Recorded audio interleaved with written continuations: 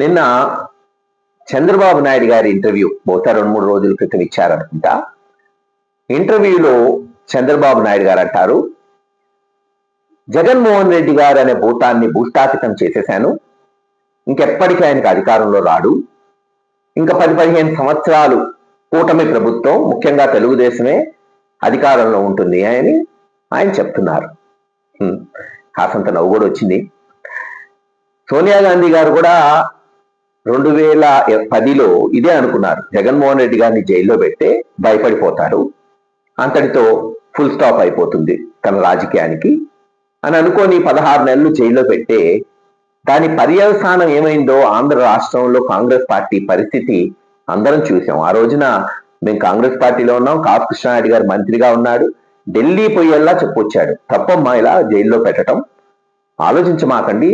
ఎంతో మంది కాంగ్రెస్ పార్టీని వీడారు, శరద్ పవార్ గారు, మమతా బెనర్జీ గారు, అనేక మంది నాయకులు, హేమాహేమీలు.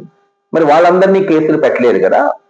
జగన్ గారు పార్టీ ఏదో ఆయనకు పడకుండా పోతే సరే కాలక్రమేణా ఏమవుతుందో చూద్దామని, కానీ వినలేదు, జైల్లో పెట్టడం జరిగింది. ఆ తర్వాత రాష్ట్రం చీల్చారు. ఆ తర్వాత కాంగ్రెస్ పార్టీ ఆంధ్ర రాష్ట్రంలో పరిస్థితి ఈరోజు అందరం చూస్తున్నాం. ఎస్, చంద్రబాబు నాయుడు గారికి జగన్మోహన్ రెడ్డి గారు ప్రత్యర్థే కాదు, ప్రత్యేకమైన కోపం కూడా ఉంది మొదటి నుంచి. ఎందుకుందో తెలియట్లేదు కానీ ఈ రోజున ఆయన అంటాం, ఒక భూతాన్ని భూస్థాపితం చేసేస్తాను. రాజకీయాల్లో ఎవరిని భూస్థాపితం చేయలేరు.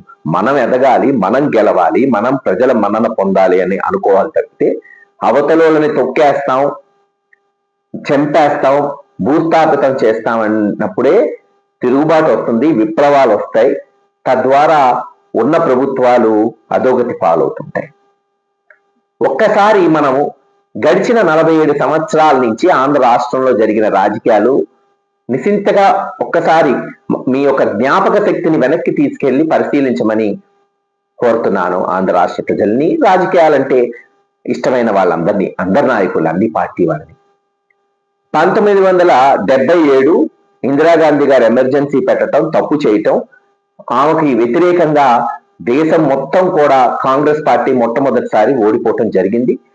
ఆమెని ఆ రోజు కాసు బ్రహ్మానందరెడ్డి గారు సస్పెండ్ చేయటం కాంగ్రెస్ పార్టీ నుంచి. అందరూ హేమాహేమీలంతా కూడా ఆ రోజు కాంగ్రెస్ పార్టీలో ఉన్నారు, కానీ ఆమెని పార్టీ నుంచి సస్పెండ్ చేయటం వరకు పోయింది. ఆమె సొంతంగా కాంగ్రెస్ ఐ అనే పార్టీ పెట్టుకున్నారు 77 ఆ దాఖలాల్లో. 78లో ఆంధ్ర రాష్ట్రంలో ఎన్నికలు జరిగితే ఆ రోజు ఆంధ్ర రాష్ట్రంలో ఉన్న సుమారు 200-220 ఎమ్మెల్యేల్లో దాదాపు 70-80% కాసు బ్రహ్మానందరెడ్డి గారు, వెంగళరావు గారి కాంగ్రెస్ పార్టీలోనే ఉన్నారు. ఇందిరాగాంధీ గారితో అతి తక్కువ మంది జాయిన్ అయ్యారు, బహుశా చెన్నారెడ్డి గారు, జనార్దన్ రెడ్డి గారు, అమర్నాథ్ రెడ్డి గారు, ఇలా అనేక మంది. కానీ 78లో ఏమైంది, కనీసం ఇందిరాగాంధీ గారిని హేమాహేమీలు టికెట్లు అడిగే పరిస్థితి కూడా లేదంట, అంతా మామూలు వ్యక్తుల్ని పెట్టింది. అందరూ ఏమనుకున్నారు, గెలిచేది కాదులే అనుకున్నారు. కానీ ఆంధ్ర రాష్ట్రంలో 78లో కాంగ్రెస్ పార్టీ స్వీప్ కొట్టింది. పాత కాంగ్రెస్ ఏదైతే బ్రహ్మానందరెడ్డి గారి కాంగ్రెస్ కి 30-40 సీట్లు మాత్రమే రావటం జరిగింది. అంటే దాంట్లో రాజశేఖర రెడ్డి గారు, కాసు కృష్ణారెడ్డి గారు, ఇలా కొంతమంది ఇటువైపు గెలిచారు. అలాగే చంద్రబాబు నాయుడు గారు, కర్ణం బలరాం గారు, అనేక మంది, ఒక కొత్త యువత ఇందిరాగాంధీ గారి వేవ్ లో 78లో గెలవటం జరిగింది. 83కి వద్దాం. కాంగ్రెస్ పార్టీ మళ్ళీ ఇందిరాగాంధీ గారి అధికారంలో, ఇందిరాగాంధీ గారి నాయకత్వంలో పాత వాళ్ళు, కొత్త వాళ్ళు, సీనియర్లు అందరు కలిసిపోయి 83 కల్లా కాంగ్రెస్ పటిష్టంగా ఉంది దేశంలో. రాష్ట్రంలో 82లో ఎన్టీ రామారావు గారు పార్టీ పెట్టారు. అందరు ఏం హేళన చేశారు, ఏంది రంగులు వేసుకునే ఈయన వల్ల ఏమవుతుంది, మహా పెద్ద పెద్ద నాయకులు కాంగ్రెస్ పార్టీలో ఉన్నారని. కానీ 83లో తెలుగుదేశం పార్టీ స్వీప్ కొట్టి సంచలనం చేశారు ఎన్టీ రామారావు గారు. మళ్ళీ 85, 84లో అందరికీ తెలుసు, నాదెండ్ల భాస్కరరావు గారు వెన్నుపోటు పొడిస్తే ఎన్టీ రామారావు గద్దె దిగటం, మళ్ళీ ఆయనకి అధికారం ఇవ్వటం, ఆయన ఎలక్షన్ కి పోవటం, ఉన్న మ్యాండేట్ కాకుండా మళ్ళీ ఫ్రెష్ మ్యాండేట్ కి పోవటం. 85లో ఇందిరాగాంధీ గారు చనిపోయారు, కాంగ్రెస్ పార్టీ ఖచ్చితంగా గెలుస్తుంది, సింపతి ఉంది అని అనుకున్నారు. కానీ 85లో మళ్ళీ ఎన్టీ రామారావు గారు గెలవటం జరిగింది ఆంధ్ర రాష్ట్రంలో. 89 వచ్చేటప్పటికి మరి ఎన్టీ రామారావు గారు 2 kg రైసు, పాపులర్ లీడరు, ఇంకా అసలు తెలుగుదేశానికి ఎదురే ఉంది అనుకున్నారు. ఆ రోజు చెన్నారెడ్డి గారు పిసిసి ప్రెసిడెంట్ గా ఉన్నారు. నా చిన్నప్పుడు విన్నా నేను కృష్ణారెడ్డి గారు మా తండ్రి గారు చెప్పటం కూడా, రాజీవ్ గాంధీ గారు ఒకానొక దశలో అన్నారంట చెన్నారెడ్డి గారితో, కష్టం అనుకుంటా ఈసారి కూడా మనం ఆంధ్ర రాష్ట్రంలో గెలవటం, అందుకని యంగ్స్టర్స్ అందరినీ ఎంపీలుగా పెట్టండి అని. చాలా మందికి గుర్తుండదు, ఆ రోజున అందరు యంగ్స్టర్స్, రాజశేఖర రెడ్డి గారు, సాయి ప్రతాప్ గారు, కృష్ణారెడ్డి గారు, అక్కడ కొంతల రామకృష్ణ గారు, ఇలా అనేక మందిని ఎంపీలుగా తీసుకెళ్లారు, ఎమ్మెల్యేలకు కాకుండా. కానీ చెన్నారెడ్డి గారు రాజీవ్ గాంధీ గారితో ఒకటే అన్నారంట, mister Rajiv Gandhi, I will defeat NT Rama Rao and show you అని.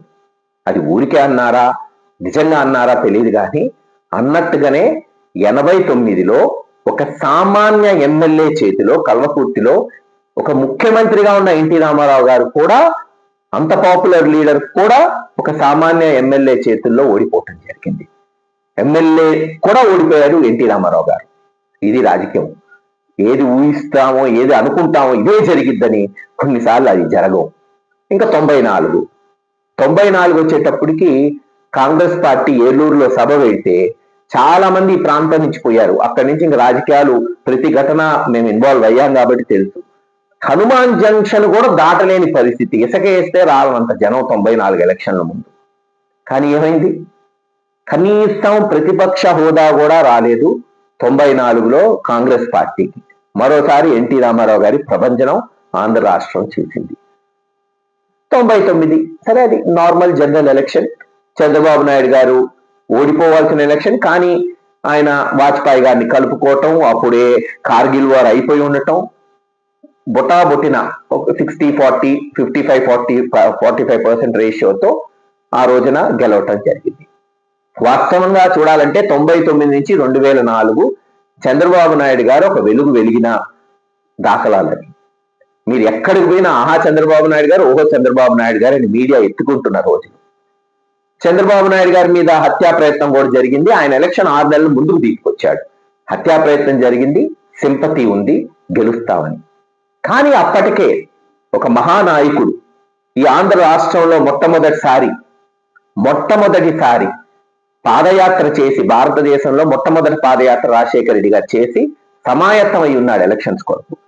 కానీ చంద్రబాబు నాయుడు గారు ఏమనుకున్నాడు, ఏది చేసినా పర్లేదు, సింపతి ఉంది, ఆయన మీద అటాక్ జరుగుందని 6 నెలల ముందు ఎలక్షన్ తీసుకొచ్చాడు. అంటే అంతే కదా, గెలుస్తానని తీసుకొచ్చాడు. కానీ ఏం జరిగింది? తెలుగుదేశం చరిత్రలో ఏర్పాటు అయిన తర్వాత మొట్టమొదటిసారి చరిత్రలో, తెలుగుదేశం పార్టీ చరిత్రలో ఘోర పరాజయం రాజశేఖర రెడ్డి గారి చేతుల్లో చూడాల్సి వచ్చింది.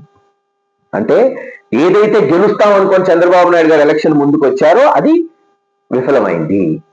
మళ్ళీ 2009 చంద్రబాబు నాయుడు గారు, రాజశేఖర రెడ్డి గారు అమ్మో బలమైన నాయకుడు అని అందరినీ, అసలు రాష్ట్రంలో ఒక బీజేపీ తప్పితే అందరినీ కలుపుకున్నారు. కమ్యూనిస్టుల్ని, టీఆర్ఎస్ని అందరినీ కలుపుకొని బీజేపీకి కూడా ప్రత్యక్షంగా కాకపోయినా పరోక్షంగా సహకారం తీసుకుంటూ మరి రాజశేఖర రెడ్డి గారి మీద, కాంగ్రెస్ పార్టీ మీద పోటీ చేశారు.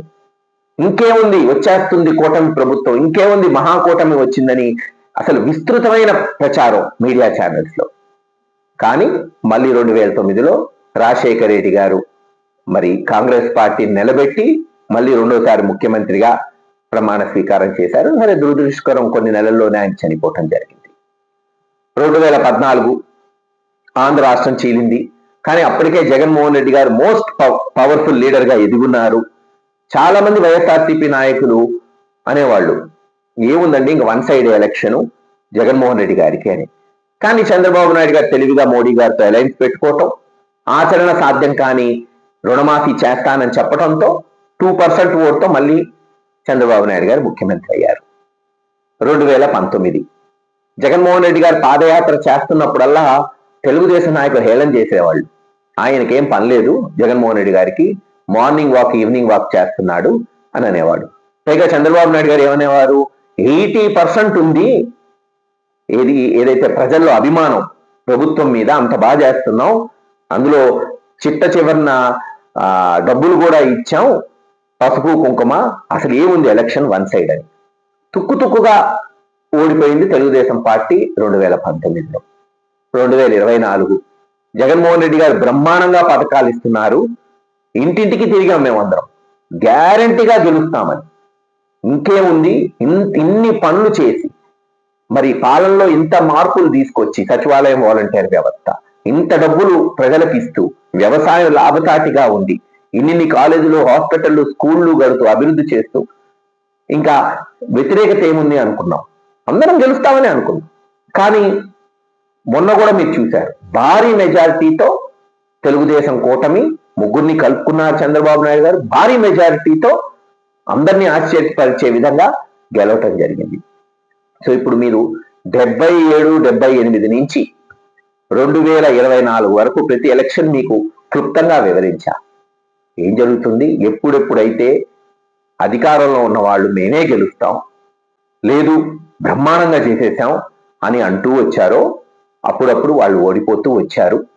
ఇది అనలిటికల్ గా నేను చెప్తున్నా, ఎందుకంటే చంద్రబాబు నాయుడు గారిని నేను బ్రహ్మాండంగా చేసేసాను, జగన్మోహన్ రెడ్డి గారిని భూస్థాపితం చేస్తాను అని ఇష్టం వచ్చినట్టు మాట్లాడుతుంటే దానికి ఈ అనలిటికల్ గా ఈ ఉన్న స్టాటిస్టిక్స్ అంతా, గణాంకాలంతా వివరిస్తే స్పష్టంగా అర్థమవుతుందని ఈ వీడియోని రిలీజ్ చేస్తున్నాం. ఇప్పటి వరకు ఇచ్చిన హామీలు నెరవేర్చకుండా కేవలం ప్రతిపక్షాన్ని అనగదొక్కటమే పరమార్థంగా ఈ ప్రభుత్వం జరుగుతుంది. ఇది ప్రజలు గమనిస్తున్నారు. ఇప్పటికీ మీకు సమయం ఉంది. వెంటనే మీరు ఇస్తానన్న ఆడపడుచులకి 1500 నెలకి, సంవత్సరానికి 18,000, నిరుద్యోగ భృతి నెలకి 3,000, లేదు అమ్మఒడి ఏదైతే మోసం చేసి కొంతమందికి ఇవ్వలేదో వాళ్ళకి, రైతు భరోసా, ముందు ఇవి వెంటనే రిలీజ్ చేయండి. ఇవన్నీ చేయకుండా జగన్మోహన్ రెడ్డి గారి మీద కేసులు పెడతాం, ఆయన కారు కింద పాపం అనుకోకుండా ఒక దుర్ఘటన జరిగితే ఆయన మీద కేసులు పెడతాం, మీటింగులు పెడితే అక్కడున్న ఇన్ఛార్జీల మీద కేసులు పెడతాం, పోతూ ఉంటే ఖచ్చితంగా రేపు మీరు చూస్తారు అఖండ మెజారిటీతో మళ్ళీ జగన్మోహన్ రెడ్డి గారు ముఖ్యమంత్రి అవుతారు. ఏ నాయకుడు కూడా, ఏ పార్టీ కూడా జగన్మోహన్ రెడ్డి గారిని భూస్థాపితం చెయ్యలేదు అని మరొకసారి మీ అందరికీ తెలియజేస్తున్నా.